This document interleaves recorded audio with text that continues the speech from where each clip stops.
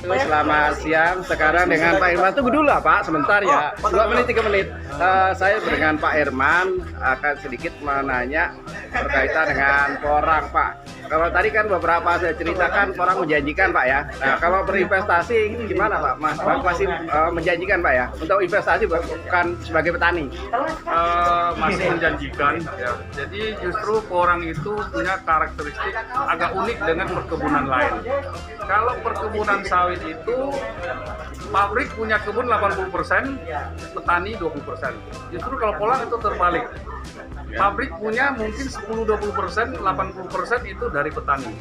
Itu salah satu keunikan porang. Kalau porang gimana Pak untuk investasi bagi hasilnya? Apakah yang pemilik modal sekian persen, kemudian petani berapa persen gitu gimana? Itu relatif Pak ya. Yang sudah ada Pak? Tergantung kesepakatan. Sebenarnya metode yang saya terapkan juga memang agak berbeda pada umumnya. Ya. Kalau investasi saya boleh bicara pengalaman saya, jadi istilahnya investasi satu dapat 2 lah untuk satu musim.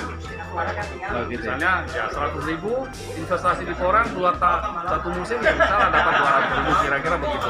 Tinggal masing-masing mau tanam berapa besar, mau invest 10 juta, 5 juta dan lain sebagainya. Kira-kira prospek porang itu revenue-nya itu adalah 100% per musim. Terus ini Pak, untuk investasi bagusnya dimulai dari kata atau langsung umbi mini Pak, supaya lebih cepat kembali gitu. Semua itu punya plus minus, ya ada kurang lebihnya. Kalau dari spora, misalnya saya bicara dari spora, Ya. itu bibitnya kecil, kiloannya isinya banyak. Jadi kalau dihitung-hitung per bijinya lebih efisien, tapi butuh waktu lebih lama. Yang kedua masalah kata.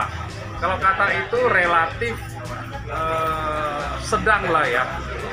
Nah, 1 hektar misalnya kita butuh 200 kilo, 40.000 batang kurang lebih. Ya investasinya juga butuh 2 musim. Nah, itu semua ada pilihan. Ketiga misalnya kita pakai umbi mini. Umbi mini itu ya cukup tinggi, tapi kita untuk panen umbi produksi cukup hanya dalam waktu kurang lebih 8 bulan. Nah, semua itu kembali ke petani masing-masing punya 3 pilihan. Suka yang mana dan mau belajar di mana. Intinya seperti itu. Jadi tanaman porang itu bebas. Petani berkreasi, belum ada aturan baku. Harus tanam kayak tanaman keras lainnya. Masih baru belajar semua. Baru belajar dan tanaman lunak. Iya. Ya, tanaman lunak, jadi seperti sayur gitu ya. Ada yang senang sejengkal, mungkin setengah jengkal dan lain sebagainya. Ini kemarin kan banyak Pak pertanyaan, jadi mereka mau mulai itu ragu gitu Pak. Jadi kalau yang pernah Bapak lakukan nih untuk investasi dalam 1 hektar, kalau pakai kata kira-kira berapa Pak? Kemudian sampai bisa maksudnya mulai dari penyiapan lahan ya sampai bisa 1 musim itu panen gitu loh maksudnya. Nah itu berapa kosnya? Kalau kata berapa, umbi berapa gitu Pak? Kira-kira? Itu juga tergantung daerah masing-masing. Yang udah Pertama berjalan itu di sumber bibit ya. Sumber bibit menentukan. Kalau khusus di Kalimantan Barat tidak ada bibit liar. Ini kita mendatangkan bibit dari luar, itu kosnya agak tinggi. Nah mungkin saya kalau boleh kasih bayangan ya, gambaran. Nah, gambarannya berapa? Antara 80 sampai 150 juta per hektar. Per hektar. Itu kata aja atau termasuk yang umbi mini atau gimana Pak? Itu tergantung variatif. Jadi makanya ini tidak ada yang fix. Tanam porang itu nggak fix. Mau pilih yang umbi mini bisa, spek misalnya 510, 1020 itu kan beda semua. Katak super 100-an, sedang 200, terus 300 up, 500 up, 700 up. Jadi semua itu masalah investasi itu kembali ke petani itu sendiri. Jadi variabelnya mungkin kalau saya bicara ya sekitar 80 sampai 100 itu variabelnya. Variabelnya itu ya. Ya, jadi pilihan itu kembali ke petani. Bapak tadi sudah saya dengar tadi Bapak udah beberapa daerah Pak yang untuk nengok orang gitu kan. Ada kan ini ada cerita nih Pak, orang bilang contohnya kalau katak atau umbi dari Sulawesi bawa ke sini ada mungkin kurang cocok segi lahan pH-nya atau apanya. Ada betul nggak Pak seperti itu atau dari Jawa dan orang lebih baik beli benihnya dari lokal yang udah jelas gitu Pak. Nah itu gimana yang seperti itu Pak?